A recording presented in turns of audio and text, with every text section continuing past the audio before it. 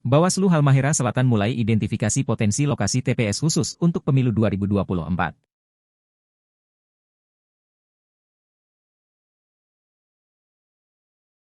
Bawaslu Halmahera Selatan mulai tancap gas dalam melakukan identifikasi potensi lokasi pembentukan TPS khusus untuk pemilu 2024.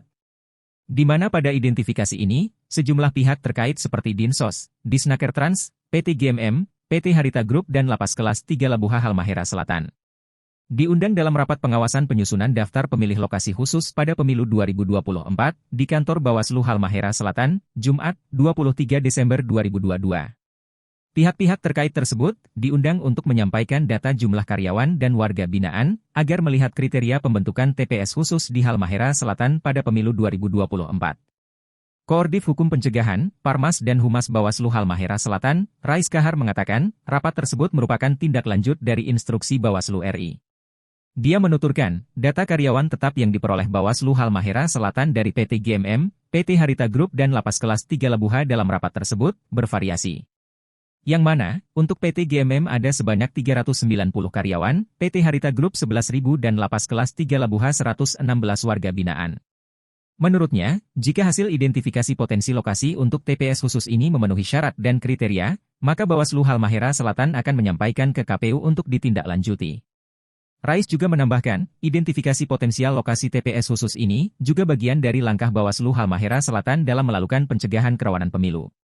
Kabupaten Halmahera Selatan adalah bentuk dari tindak lanjut instruksi Bawaslu Republik Indonesia dengan Bawaslu Provinsi Maluku Utara kaitan dengan identifikasi potensi lokasi khusus dalam pengawasan penyusunan daftar pemilih di lokasi khusus. Misalkan kita undang Dinas Sosial, Kantor Kementerian Agama, Lembaga Pemasyarakatan yang tadi hadir itu, terus Dinas Tenaga Kerja, Dinas Kesehatan, Badan Narkotika cuma di sini kan belum ada, instansi lembaga lain, terus daerah perkebunan atau tambang di Halmahera Selatan itu terfokus itu adalah PPGMM di Gane Barat, Gane Timur Selatan ya, Gane Selatan. Terus Harita Group. Alhamdulillah di pertemuan ini hadir pula dari BPBD Kerutan kelas 2B Labuha ditambah dengan perusahaan BGMM maupun Harita Group. Untuk karyawan kurang lebih di di GMM itu kurang lebih untuk sementara 390 orang. Itu karyawan tetap yang ada di sana.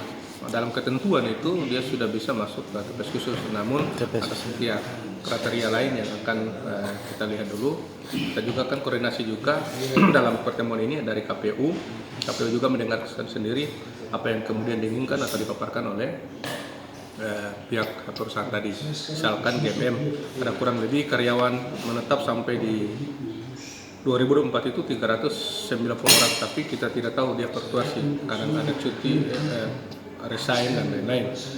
Oleh karena itu, ini baru pertama, prinsipnya Bawaslu akan tetap melakukan koordinasi dengan mereka menjelang untuk pencoklitan sampai dengan TPS, sampai dengan DPT nanti. Itu yang pertama. Yang kedua, di rutan untuk tahanan sementara, di rutan lapas di kelas 2 Labuha itu ada 116 orang.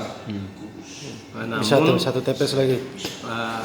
Peserta TPS itu kurang lebih ketentuannya 300 orang. Kebiasaannya mereka di kemarin tahun 2019 itu TPS yang dekat dengan rutan TPS di Kampung Mukian. Terima kasih sudah nonton. Jangan lupa like, subscribe, dan share ya.